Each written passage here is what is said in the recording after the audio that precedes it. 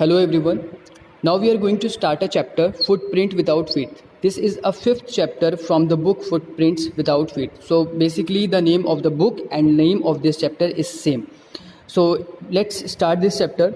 Read and find out. Wait a moment.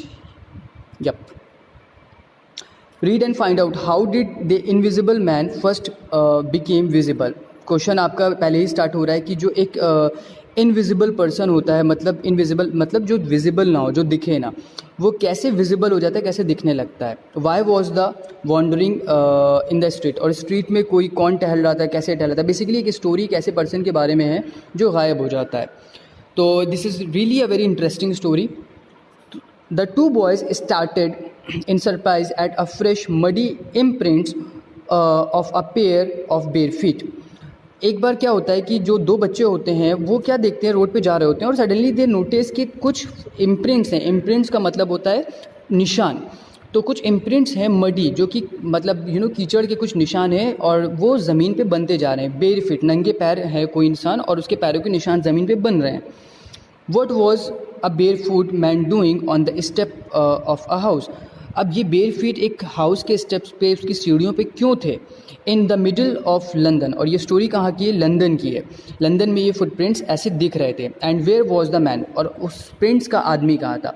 तो दो बच्चे नॉर्मली होते हैं, वो रोड पे जा रहे होते हैं. फिर एक देखते हैं एक घर है लंदन में, वहाँ की सीढ़ियों पे पैरों के निशान बनते जा रहे हैं और वो निशान तो बन रहे थे बट वहाँ पे कोई था ही नहीं. So they were really shocked with this.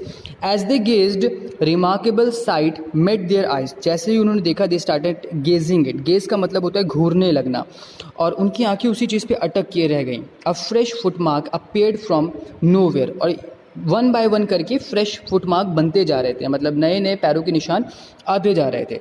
Further footprints followed one after another, descending the steps and progressing down the street.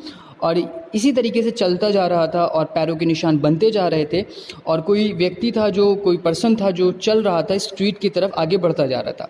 The boys followed fascinated until the muddy impressions became fainter and fainter and at last disappeared altogether. तो उसके बाद वो बच्चे क्या होते हैं, उस footprint को फॉलो करने लगते हैं, उसके पीछे पीछे चलने लगते हैं. They were very much fascinated toward this. Fascinate word मतलब होता है किसी चीज़ की तरफ अट्रैक्ट हो जाना, किसी चीज़ को पसंद कर लेना. So they became very curious about it. But थोड़ी देर बाद होता है क्या है कि जो वो फुटप्रिंट होते हैं वो फेंट होने लगते हैं, मतलब फेंटर एंड फेंटर, गायब होने लगते हैं धीरे धीरे.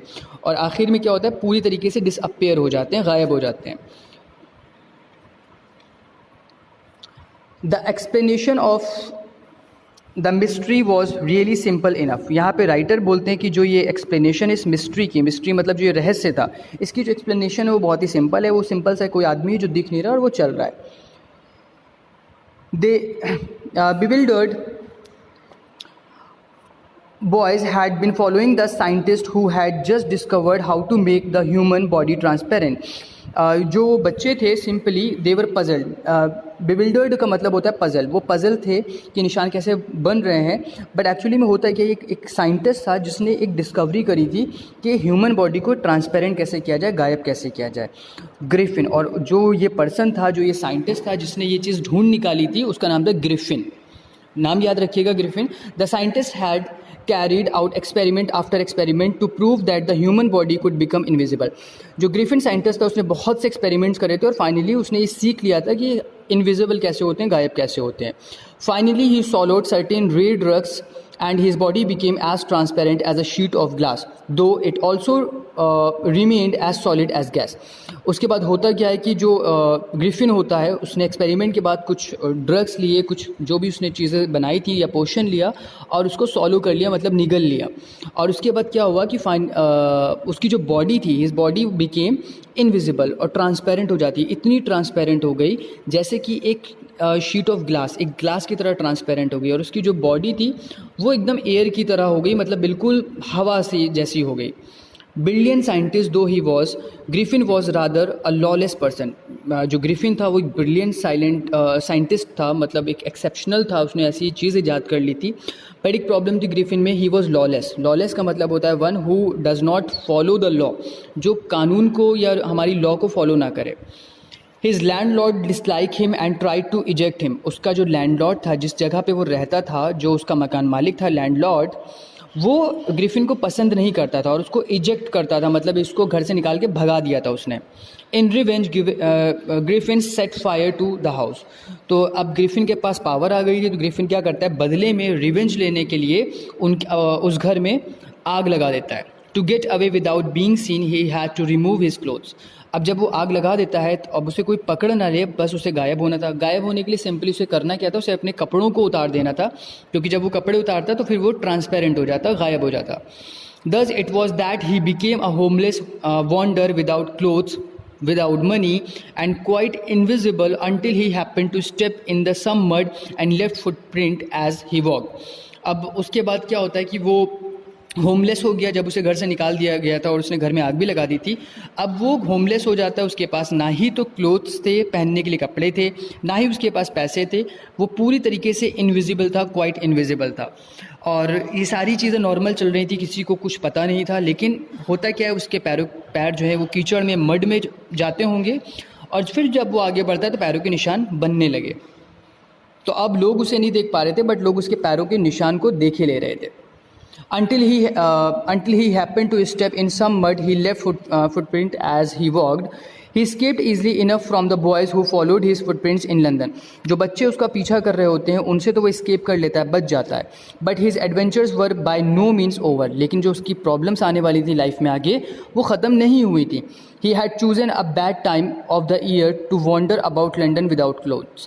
अब उसने इनविजिबल होने का जो ये आइडिया निकाला था और जो उसको फॉलो करा था वो ठीक है, बट उसने बहुत ही गलत टाइम पे करा था। Because why, it was mid winter, क्योंकि ये जाड़ों के दिन थे, मिड विंटर था, मतलब ठंड बहुत ज़्यादा पड़ रही थी।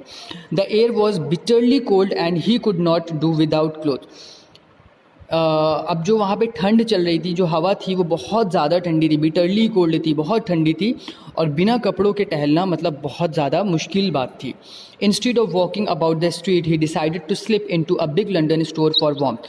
अब वो बाहर चलते चलते उसको ठंड बहुत ज़्यादा लग रही थी, तो उसने डिसाइड किया कि वो लंदन के एक स्टोर में चला जाएगा ताकि उसको कुछ वार्मथ मिल जाए, कुछ गर्मी मिल जाए। Closing time arrived as soon as the doors were shut, Griffin was able to give himself the pleasure of clothing and feeding himself without regard to expense. तो वो क्लोजिंग का टाइम था और उसके बाद वो स्टोर्स जो होते हैं बंद हो जाते हैं। जब स्टोर्स बंद हो जाता है तो ग्रिफिन पूरी कंफर्टेबल हो गया। अब वो उसके पास कपड़े पहनने के लिए वो निकाल सकता था, अपने आप को फीड कर सकता था, मतलब अपने आप को खिला सकता था, और इन सारी चीज़ों का कोई भी एक्सपेंस नहीं देना था, उसे कोई पैसा नहीं देना था। He broke open boxes and wrappers and fitted himself out of warm clothes. उसके बाद वो वहाँ के बॉक्स होता है वो तोड़ता है, कपड़े निकालता है और कपड़े पहन लेता है। Soon with shoes and overcoat and a wide brimmed hat, he became a fully dressed and visible person. फिर उसके बाद वो वहाँ से कोट निकालता है, शूज़ निकालता है और ब्रिम्ड मतलब एक एज वाली हैट निकालता है और उसे पहनता है। जब वो कपड़े पहन लेता है तो क्या हो जाता है, वो विजिबल हो जाता है, वो दिखने लगता है। In the kitchen of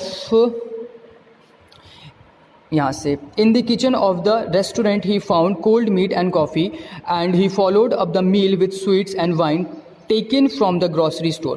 तो वहाँ पे जो किचन स्टोर होता है वहाँ से कुछ खाने पीने का सामान वो निकाल लेता है। तो जो चीज़ें वो निकालता है कोल्ड मीट, कॉफ़ी, स्वीट्स निकालता है, ठीक है, और ये वाइन निकालता है। सारी चीज़ें वो स्टोर से निकाल लेता है। Finally he settle down to sleep on a pile of quilts. और उसके बाद जब वो इतना खा लेता है, उसको गर्म महसूस हो रहा था, तो ही वॉज वेरी कंफर्टेबल। अब उसे नींद आने लगती है, तो वो पाइल ऑफ किल्ट, पाइल बोलते हैं ढेर को, किल्ट्स बोलते हैं ब्लैंकेट वगैरह को, रज़ाई को, उसके ढेर के ऊपर लेट के सो जाता है। If only Griffin had manage to wake up in good time all might have been well. आगे सुबह हो जाती है। अब यहाँ पे होता है क्या, अगर ग्रिफिन सही समय पर उठ जाता तो चीज़ें सही रहती। As it was, he did not wake up until the assistants were already arriving next morning. लेकिन होता क्या है, ग्रिफिन के उठने से पहले उस स्टोर में जो वर्कर थे वो स्टोर पहुंच जाते हैं और स्टोर खोल देते हैं। When he saw a couple of them approaching, he panicked and began to run. अब जैसे ही वो स्टोर खोलते हैं तो आवाज़ आती होगी, आवाज़ से ग्रिफिन उठ जाता है और ग्रिफिन देखता है कि वो लोग जो है, जो स्टोर पे लोग हैं, वहाँ के जो वर्कर्स हैं, वो ग्रिफिन की तरफ बढ़ रहे हैं। तो ग्रिफिन जो होता है वो पैनिक हो जाता है। पैनिक एक वर्ब है, पैनिक का मतलब होता है घबरा जाना, डर जाना। ग्रिफिन पैनिक हो जाता है और वहाँ से भागने लगता है। दे नेचुरली गिव चेज। अब ऑब्वियस सी बात है, उनके स्टोर बंद था, स्टोर के अंदर कोई पर्सन था और वो भाग रहा है, तो वो लोग उसको चेज करने लगते हैं, मतलब उसके पीछे भागते हैं उसको पकड़ने के लिए। In the end he was able to escape only by quickly taking off his newly found clothes. अब वो रोड पे भाग रहा होता है, जब उसे लगता है कि मैं भाग नहीं पाऊंगा इतनी तेज़, तो वो क्या करता है, अपने कपड़ों को जल्दी जल्दी उतारने लगता है ताकि गायब हो जाए। So once more he found himself invisible but naked in the chill January air. अब वो कपड़े उतार के भाग तो लेता है, लेकिन प्रॉब्लम क्या होती है, वो पूरी तरीके से नेकेड था, मतलब बिना कपड़ों के था, और जनवरी का मंथ था, बहुत ठंड उसे लग रही थी। This time he decided to try the stock of a theatrical company in the hope of finding not only clothes but also something that would hide the empty space above his shoulder. So जैसे कि पिछली lines में या पिछले session में हमने बात करी थी कि जो ग्रिफिन था वो एक शॉप में जाके एंट्री ले लेता है, ग्रॉसरी से चीज़ें निकालता है और फिर वो सो जाता है, सुबह वर्कर्स आ जाते हैं और उसे पकड़ते हैं, वो भागता है, then he just take off his clothes and then he again became invisible. इस बार वो सोचता है कि अभी कोई कहाँ पे छुपना है मुझे, एक स्टॉक ऑफ एक थेरेटिकल कंपनी में जाके मैं छुप जाऊंगा जहाँ पे उसे कुछ और बेहतर चीज़ें मिल जाएंगी। बेहतर चीज़ है क्या, लास्ट टाइम उसे खाना कपड़े तो मिल गए थे, बट एक्चुअली जो उसका स्पेस था अबव हिज शोल्डर, मतलब कान से शोल्डर के बीच का जो एरिया होता है उसको कवर करने के लिए कुछ काइंड ऑफ स्कार्फ, कुछ कैप, ऐसा कुछ मिल जाए जिससे उसे ठंड बिल्कुल ना लगे। तो इस तरह की तलाश में वो थेरेटिकल कंपनी में जाने की सोचता है। Shivering with cold he hurry to Drury Lane the centre of the theatre world. अब शिवरिंग का मतलब होता है ठंड से कांपना, या कांपने को हम बोलते हैं शिवर करना। शिवरिंग विद कोल्ड, ठंड से वो कांप रहा था, हरीट, और वो जल्दी से वो डरी लेन की तरफ उस गलियों में भागता है। ये जो डरी लेन जगह का नाम है, ये सेंटर ऑफ थिएटर वर्ल्ड था, वर्ल्ड का जो थिएटर वहाँ पे लंदन में था उस जगह का सेंटर था। ही सून फाउंड अ सूटेबल शॉप, और जल्दी ही उसको वहाँ पे एक बहुत अच्छी सी शॉप मिल गई। He made his way invisible upstairs and came out a little later wearing bandages round his forehead, dark glasses, false nose, big bushy side whisker, उसके बाद एंड लार्ज हैट। देन क्या होता है कि उसको वहाँ पे जब एक शॉप मिल जाती है तो जल्दी से वो इनविजिबल तो था ही क्योंकि उसने अपने कपड़े उतार दिए थे, और फिर वो अपस्टेयर सीढ़ियों को चढ़ता है, अंदर जाता है और फिर वो बाहर आता है। जब वो बाहर आता है तो उसके पास बैंडेजेस लगे होते हैं। बैंडेजेस का मतलब होता है कि उसके जो कान होते हैं, यू कैन से के स्कार्फ वगैरह वो लपेटे हुए था, तो उसने अपने प्रॉपर इन चीज़ों को ढक के रखा था। बैंडेजेस थे उसके फोरहेड पे, डार्क कलर के उसने ग्लासेस यानी ब्लैक कलर के ग्लासेस पहने हुए थे, और उसने एक फॉल्स नोज़ यानी नकली नाक को अपने फेस पे लगा लिया था। बिग बुशी साइड विस्कर्स, और बुशी साइड विस्कर्स साइड में डाले था, और एक बड़ी सी हेड भी पहने हुआ था। Actually he was changing his identity, क्योंकि it wasn't possible in the winter season that he is going to roam everywhere in naked, तो बिना कपड़ों के वो घूम नहीं सकता था, क्योंकि और अगर कपड़े पहन लेता तो वो विजिबल हो जाता, फिर वो पकड़ लिया जाता। तो this time he thought to change his identity, उसने सोचा कि मैं अपनी आइडेंटिटी को ही चेंज कर देता हूँ। तो उसने फेस पूरा कवर कर लिया, नकली नाक लगा ली ताकि उसे कोई पहचान ना पाए। To escape without being seen he callously attacked the shopkeeper from behind। अब वो प्रॉपर इस सीन से स्केप कर ले जाए, इस जगह से बच जाए, क्योंकि जिस जगह से उसने ये चीज़ चुराई थी वहाँ पे शॉपकीपर ने ये चीज़ देख ली थी। कैलुअसली का जो मतलब होता है वो होता है क्रूअल, मतलब बहुत ही इनह्यूमन तरीके से उसने वहाँ के शॉपकीपर के ऊपर अटैक किया, और वहाँ से फिर क्या होता है, after which he robbed him of all the money and he could find, और उसी शॉपकीपर के पास से जितना पैसा निकाल सकता था उसने निकाला और आगे बढ़ता है।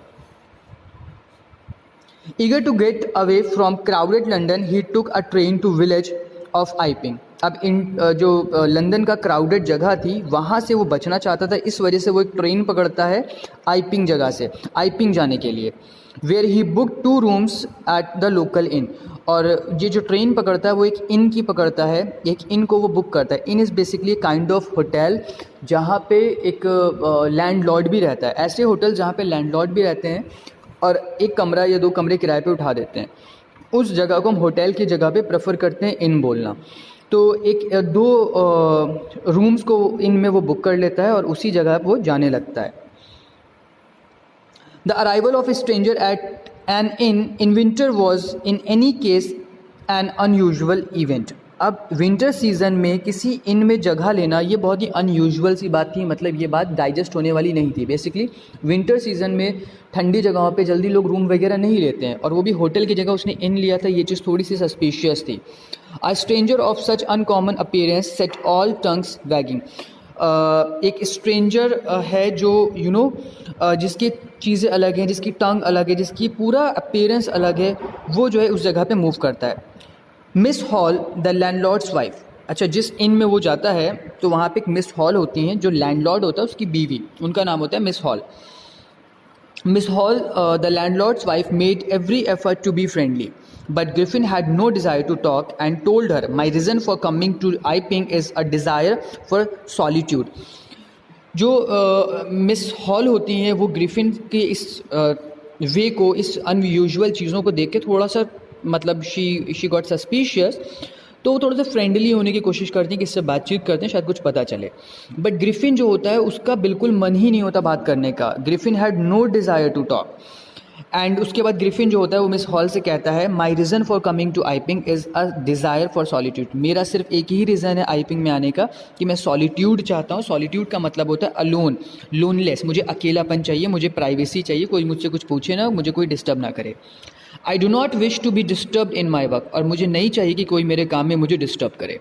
Besides an accident has affected my face. और वो बोलता है कि यही नहीं, मेरा एक छोटा सा एक्सीडेंट हुआ था जिससे मेरे फेस पे चोट लग गई है। तो वो basically he was giving an excuse कि जो फेस पे वो कवर वगैरह बहुत ज़्यादा करे था तो उसका एक एक्सक्यूज़ दे रहा था। आगे satisfied that her guest was an eccentric scientist. Eccentric का मतलब होता है स्ट्रेंज। तो scientist, and in view of the fact that he had paid her in advance, Miss Hall was prepare to excuse his strange habits and irritable temper. अभी क्या होता है, जब मिस हॉल से इसकी फर्स्ट मीटिंग होती है तो वो बहुत ही स्ट्रेंज साइंटिस्ट को देख चुकी होती हैं, उन्हें डाउट होता है। और एक और चीज़ होती है कि देखो, वो यहाँ पे मिस हॉल को जो होता है ना, एडवांस में पैसे भी दे देता है कुछ दिनों के, कि मैं इतने दिन रुकूंगा, ये पैसे आप पहले से ही रख लिए। तो एक आउट सीज़न में, एक ऑड सीज़न में कोई एक तो किराएदार आ रहा है, फिर उसका अपीयरेंस आ जाए, फिर वो एक इरिटेबल टेम्पर का पर्सन है। मतलब इरिटेबल टेम्पर मतलब जिसको बहुत जल्दी गुस्सा आ जाए, जिसकी बातों से आपको गुस्सा आए, तो इरिटेबल टेम्पर भी, ये सारी चीज़ें वहाँ पे होती हैं। But the stolen money did not last long and presently Griffin had to admit that he had no more ready cash. अभी जो उसने पैसा चुराया था उसका तो उसने पेमेंट कर दिया, ट्रेन का खर्चा हो गया, और रास्ते में जो खर्च हुआ हो, खाने पीने का लगा हो, तो ऑब्वियस सी बात है ये पैसा उसका हमेशा तो चलने वाला था नहीं। तो आगे चल के ग्रिफिन को ये चीज़ एडमिट करनी थी, एक्सेप्ट करना ही था कि उसका पैसा ख़त्म हो गया है। He pretended, however, that he was expecting a check to arrive at any moment. अभी जब उसका पैसा ख़त्म हो जाता है, दिन गुजर जाते हैं, तो उससे पैसा मांगा जाता है उसके रूम का, तो बोलता है कि देखिए मेरे पास पैसे तो नहीं है, बट मेरा एक चेक आने वाला है, my cheque is about to arrive. ठीक है, मेरा एक चेक आने वाला है, वो किसी टाइम पे भी आ जाता है, जैसे ही चेक आएगा मैं आपको उसका पेमेंट कर दूंगा। Shortly afterward a curious episode awkward. उसके जल्द ही कुछ टाइम के बाद क्या होता है, एक बहुत ही क्यूरियस, एक बहुत ही इंटरेस्टिंग सा एपिसोड जो होता है, बहुत एक घटना होती है। ऑकर्ड का मतलब कुछ चीज़ होना। Very early in the morning clergyman and his wife were awakened by noises in the study. अब वो इंसिडेंट, जो क्यूरियस इंसिडेंट होता है, वो क्या होता है, बहुत ही सुबह का टाइम होता है। एक क्लर्जी मैन होता है। Clergy man basically he is a priest of a church. जो चर्च में प्रीस्ट होते हैं, जैसे कि पोप वगैरह होते हैं, उसी तरीके से आप समझ लीजिए clergy man, priest of church बोलते हैं। तो वो अपने घर पे अपनी वाइफ के साथ उठते हैं और उन्हें एक शोर सुनाई देता है अपने स्टडी रूम में कि कुछ शोर हो रहा है। Creeping downstairs, they heard the chink of money being taken from the clergyman's desk. उनको जो एक शोर होता है वो पैसों के होता है, मतलब जैसे कॉइन्स की जो आवाज़ें होती है ना, वो लगता है कि कोई उनकी डेस्क से निकाल रहा है। Without making any noise and a poker grasped firmly in his hand, the clergyman flung open the door. अब जो ये और इनकी वाइफ होते हैं समझ जाते हैं कि रूम में कोई चोर वगैरह है, तो वो बिल्कुल silently, without making any noise, कोई शोर करे बिना कमरे के अंदर जाते हैं और अपने हाथ में एक पोकर ले लेते हैं। Poker is a kind of rod, जो बेसिकली विंटर सीजन में जिनके रूम में फायर वगैरह वो प्रिपेयर करते हैं आग लगाने के लिए, तो आग को सेट करने के लिए एक तरह की वो एक रॉड लेते हैं जो कुछ इस शेप का होता है। ठीक है, इससे ये जो मैंने शेप बनाया है, so spare me for my bad drawing. So इस तरह का कुछ एक रॉड होता है, तो वो उसको पोकर बोलते हैं। तो वो पोकर अपने हाथ में ले लेते हैं और अंदर रूम में एंट्री लेते हैं। उसके बाद सरेंडर, वो कहते हैं, चिल्लाते हैं सरेंडर, मतलब अपने आप को हमारे हवाले कर दो। Then to his amazement he realised that the room appear to be empty. अब वो बोल तो देते हैं कि अपने हाथ ऊपर करो, मतलब तुम पकड़े गए हो, बट वो देखते हैं वहाँ पे कोई है ही नहीं। The room was completely empty, कोई था ही नहीं उस रूम में। He and his wife looked under the desk and behind the curtains and even up the chimney. और वो और उनकी वाइफ जो है डेस्क के अंदर देखते हैं, दाएं बाएं देखते हैं, कर्टेन्स के पीछे देखते हैं, मतलब एवरीवेयर ही दे चेक्ड कि कहाँ पे कोई चोर छुपा हुआ है। और इवन चिमनी तक के देखते हैं। There wasn't a sign of anybody, वहाँ पे कोई इंसान तो दूर, उस इंसान की कोई भी साइन तक के नहीं था। Yet the desk had been opened and the housekeeping's money was missing. लेकिन वहाँ पे जो डेस्क थी, जो पैसे की डेस्क थी, वो खुली हुई थी और उसमें से पैसा भी मिसिंग था।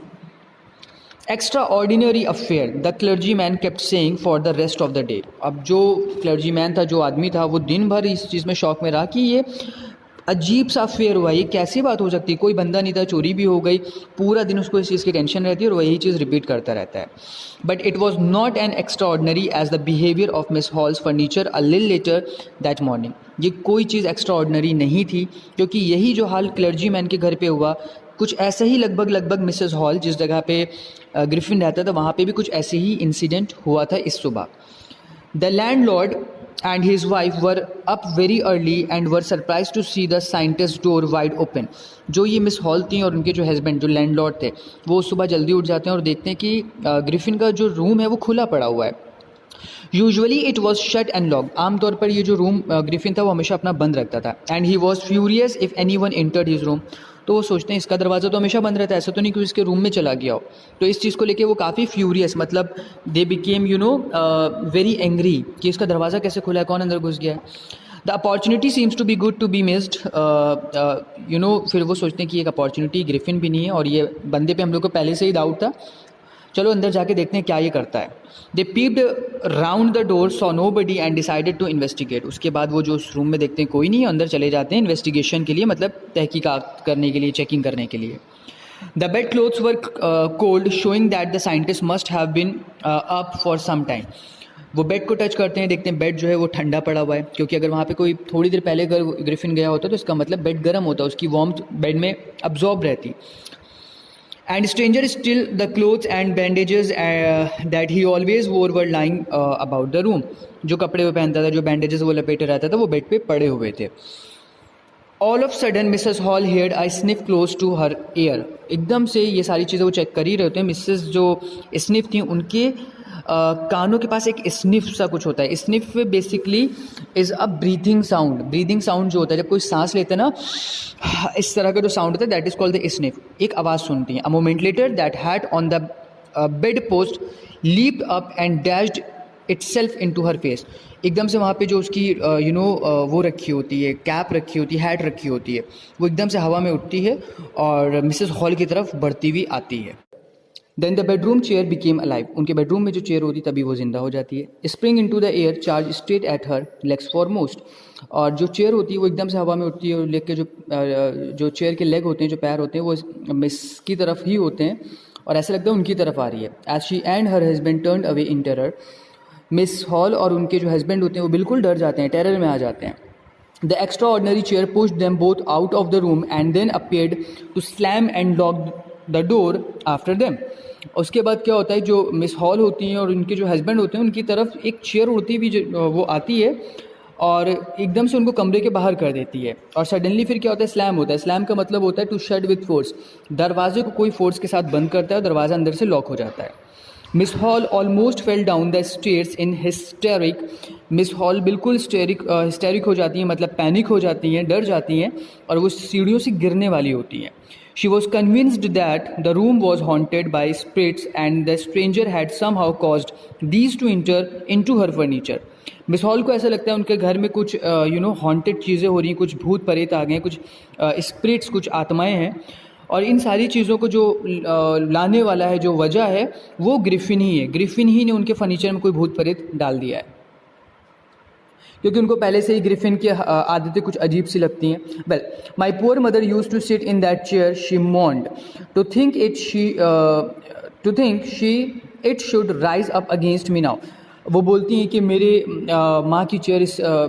माँ जो है इस चेयर पे बैठा करती थी और उन्हें ऐसा लगता है कि जो है ये तभी ये चेयर इनकी तरफ उड़ के आई है और कुछ एक कनेक्शन है. The feeling among the neighbours was that the trouble was caused by the which craft.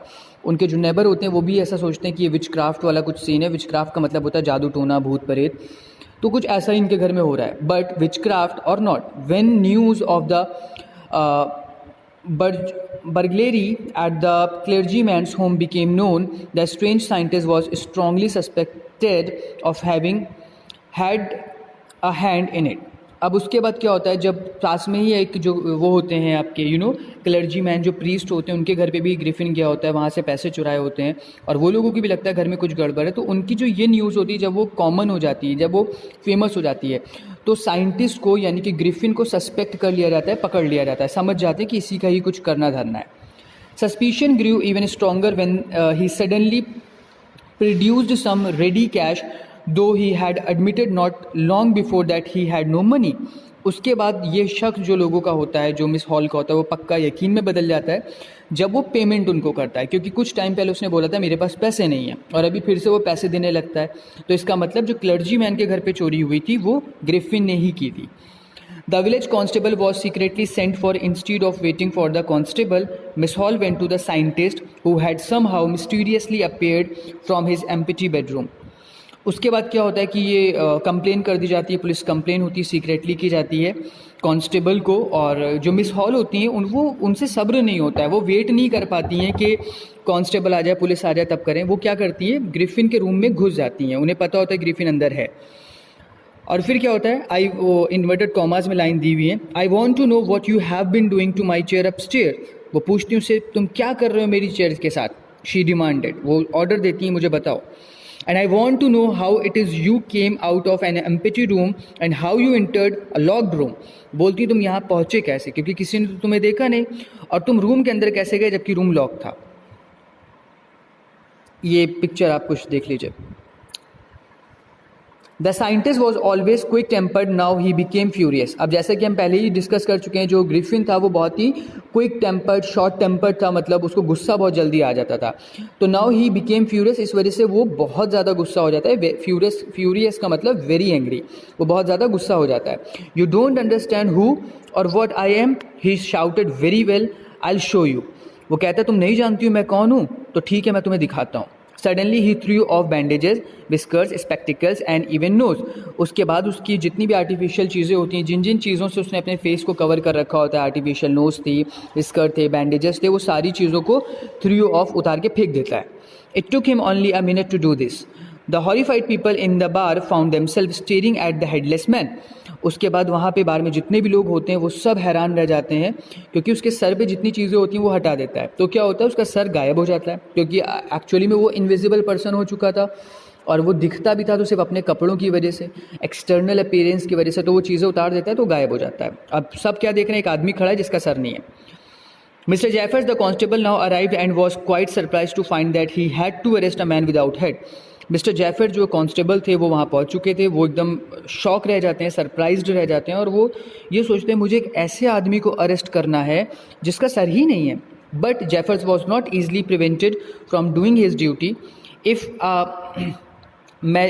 Magistrates want ordered a person's arrest, then that person had to be arrested with or without his head. वो ऐसा सोचते हैं कि हमें अगर ऊपर से order मिला है किसी पर्सन को अरेस्ट करने का, तो मुझे अरेस्ट करना ही होगा चाहे उसका सर हो या ना हो. There followed a remarkable scene as the policeman tried to get hold of a man who was becoming more and more invisible as he threw off one garment after another. अब ये जो constable था उसके लिए बहुत challenging हुआ जा रहा था उस पर्सन को अरेस्ट करना, और ये चीज़ बहुत रिमार्केबल थी, मतलब एक ऐतिहासिक टाइप की हुई जा रही थी वहाँ पे, एक ऐसे आदमी को पकड़ना जिसका सर नहीं था और वो धीरे धीरे करके इनविजिबल होता जा रहा था. ही वॉज बिकमिंग इनविजिबल जैसे जैसे वो अपने गारमेंट्स को, अपने कपड़ों को उतार रहा था. तो पहले तो आधे वो मतलब सर तक के उतार ही चुका था तो उतना गायब था. अब वो उसने शर्ट उतारी तो शर्ट का पोर्शन गायब हो गया.